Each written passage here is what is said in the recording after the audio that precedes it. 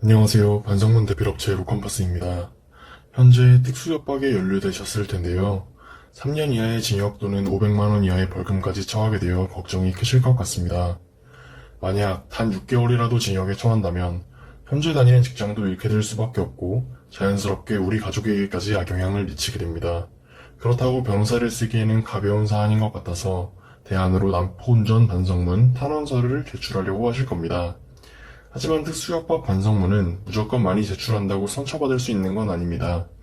판사가 듣고 싶은 말을 고려하지 않고 무조건 피고인이 하고 싶은 말만 하면 반성문을 통한 실질적인 효과를 볼 수 없습니다. 그래서 오늘 글에서는 상처받는 특수협박 반성문 작성법에 대해서 알려드리겠습니다. 글쓰기에 자신이 없는 분들이라고 하더라도 오늘 글을 3분만 집중해서 읽어보시면 판사가 좋아하는 반성문이 무엇인지 이해가 되실 겁니다.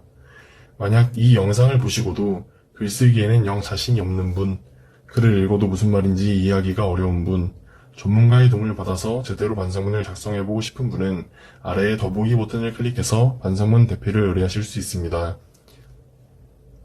특수협박 반성문에 꼭 들어가야 하는 요소는 다음과 같습니다. 첫 번째, 피해자에 대한 공감. 두 번째, 진지한 반성. 세 번째, 재범 방지를 위한 실질적인 대응 방안입니다. 반성문을 제출하는 이유가 무엇일까요? 글도 못 쓰고 책도 못 읽는 사람을 데려다가 괴롭히려는 목적일까요? 재판부에서 반성문을 받는 궁극적인 이유는 이 피고인이 정말 이번 범죄에 대한 심각성을 인지하고 있는지, 그래서 다시는 같은 죄를 범하지 않을 만한 사람인지를 판단하기 위함입니다. 판사가 제일 두려워하는 것은 내가 풀어준 범죄자가 또다시 같은 죄를 짓는 것이라고 합니다.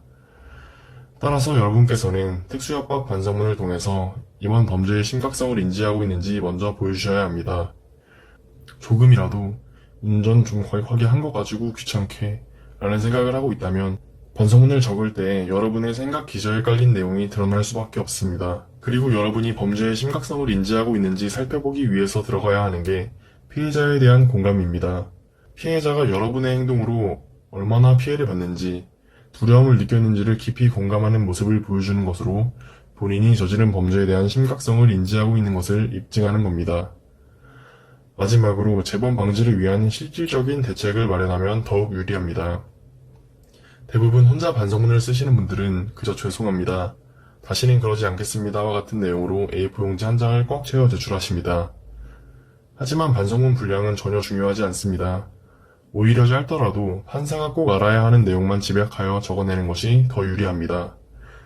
그런데 죄송합니다 라는 말로 꽉 찬 특수협박 반성문은 판사가 읽더라도 실질적으로 감경 효과를 볼 수는 없는 것입니다.